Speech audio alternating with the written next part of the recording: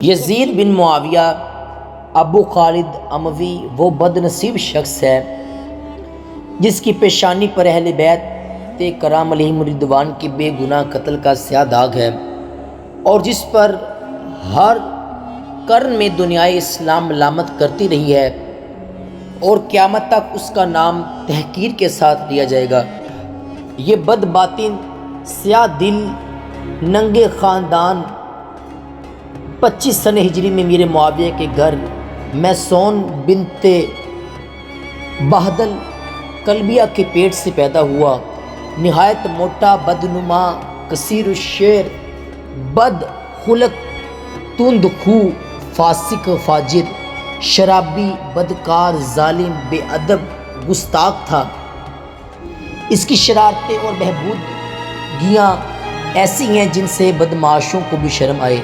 عبداللہ بن حنظلہ ابن غسیل رضی اللہ تعالی عنہ نے فرمایا، خدا عز و جل کی قسم، ہم نے یزید پر اس وقت خروج کیا جب ہمیں اندیشہ ہو گیا کہ اس کی بدکاریوں کے سبب آسمان سے پتھر نہ برسنے لگے۔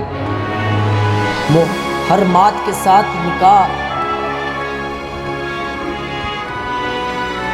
اور سود وغیرہ منہیات کو اس بے دین نے علانیہ رواج دیا۔ مدینہ طیبہ، مکہ مکرمہ کی بے حرمتی کرائی۔ ایسے شخص کی حکومت گرگ کے چوپانی سے زیادہ خطرناک ہوتی تھی۔ ارباب فراست اور اصحاب اسرا اس وقت سے ڈرتے تھے جب کہ عنان سلطنت اس شکی کے ہاتھ میں آئی۔ سن 59 سن ہجری میں حضرت ابو ہریرہ رضی اللہ تعالی عنہ نے دعا کی، اللہم انی اعوذ بک من رأستینی و امارۃ السیان، یا رب عز و جل میں تجھ سے پناہ مانگتا ہوں۔ سن 60 ہجری کے آغاز اور لڑکوں کی حکومت سے اس دعا سے معلوم ہوتا ہے کہ حضرت ابو ہریرہ رضی اللہ تعالی عنہ جو حامل اسرار تھے، انہیں معلوم تھا کہ سن 60 ہجری کا آغاز لڑکوں کی حکومت اور فتنوں کا وقت ہے۔ ان کی یہ دعا قبول ہوئی اور انہوں نے سن 59 ہجری میں با مقام مدینہ طیبہ رحلت فرمائی۔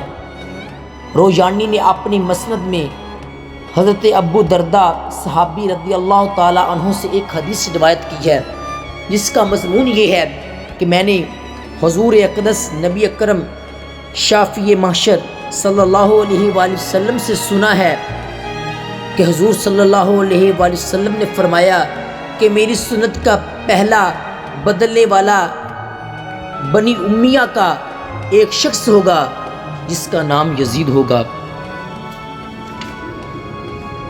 ابو یعلا نے اپنے مسند میں حضرت ابو عبیدہ رضی اللہ تعالی عنہ سے روایت کی کہ حضور پر نور سیدی عالم صلی اللہ علیہ وآلہ وسلم نے فرمایا کہ میری امت میں عدل و انصاف قائم رہے گا یہاں تک کہ پہلا رہنا اندوز و بانی ستم و بنی امیہ کا ایک شخص ہوگا جس کا نام یزید ہوگا، اور یہ حدیث ضعیف ہے۔